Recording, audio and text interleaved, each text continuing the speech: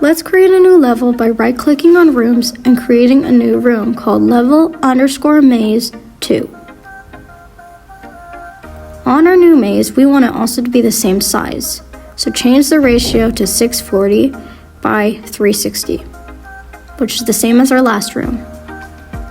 In order for a player to be able to move rooms, we want to click on our player object and change it to persistent. As you can see, instances will persist between rooms. So let's add an event, and we are going to do a collision event. So when it collides with the ground, or ground block, it will move to a different room. So go to room, click a room, and we're going to go to level 2 of the maze, or stage 2 of the maze, and click that arrow and press self. As you can see, we have the coordinates right there, so we want to know where we are going to end up. Before we decide where we want to enter, let's create our new maze first.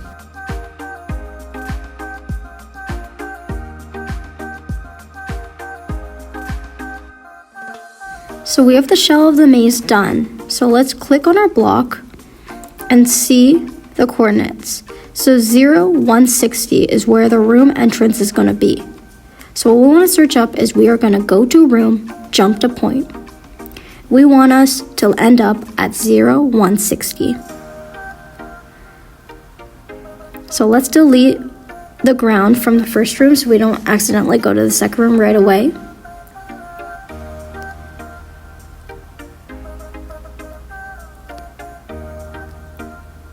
And I actually changed it to 32 because I want to do it just after the room entrance. So let's see how this is going to work. And this is just me changing the viewport again. I don't like the small viewport camera.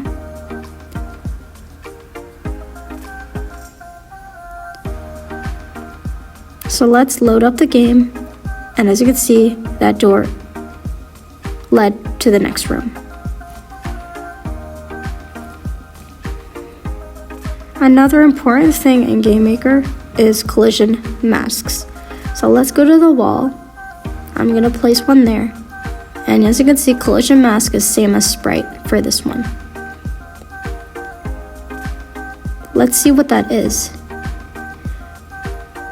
So let's go to our sprite for the wall and see what it looks like.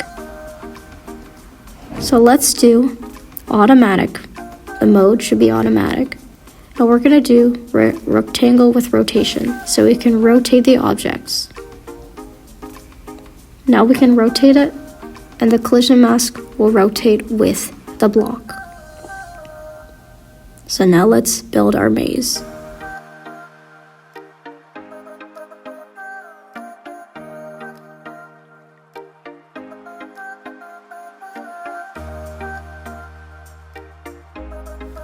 Let's create a new sprite for our obstacle. So SBR_OBS, short for obstacle. And let's create a new object for that sprite.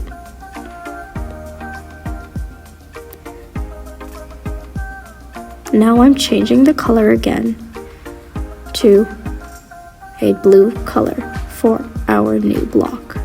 Again, press no sprite, and change the sprite to the correct one. Now I place the object into the room, and I want these blocks to basically be obstacles, as I'm saying. What you want to do is duplicate them for how many obstacles you want, because each of them are going to have a different code. With a path event, they are all going to move on their own. So let's right-click on paths, create, and do a new path. Let's create 3 paths for each of our blocks. This will help them move on their own. Now let's go to our room and create 3 path layers so we can actually see where we're placing those paths. And we're gonna basically link the paths from the room to the path asset. So click on the layer, click No Path and select the path you want. In the events of the objects, you want to, in the Create event, search up Start Following Path. And you're going to click on this box and choose the correct path associated for that block. You're going to then make sure they're looped. Let's do that for all three. Create, Start Following Path, and the correct path is going to be looped for all three of our obstacles.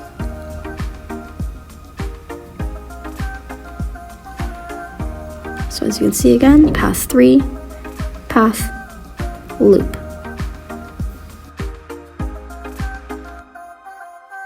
To make our obstacles, let's create a collision event. So each obstacle, I want it to basically, when colliding with the player, will send the player back to the beginning. So the origin we set is 32,160. So let's do that for all of the other objects. So 32,160, let's copy it, and we're going to paste it in a different collision event for each of the obstacles.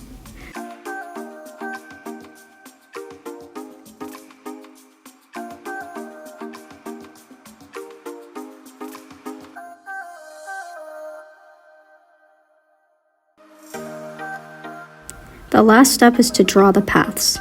So what you want to do is zoom in, and you are going to click on the path layer. I like to make sure that it's not snapping to the path, and we also want a closed path. What you're going to do is just click up the beginning and the end, and that will just make it go straight up and down, as you can see right there. It'll just bounce back and forth. So we're just going to do that with every single block, so that will make it go up and down and make sure the path is closed so it keeps doing that. It won't go out into space. Also make sure you're clicking the correct layer of path. So on my third block, I'm actually going to click path 3 and then click the start and the end point. And you also want your origin to be where the block starts. So move the block to where the dot is. And remember, all of the paths are closed paths, so they can go back and forth. Some tips for testing is to change the room hierarchy by clicking the house. So when you click the house, you can basically say which room you want to be first. You can rearrange the rooms in which order you want them to appear in your game, or you can just use the arrows to move them up or down. And the first room that appears will be the one with the house, aka the origin.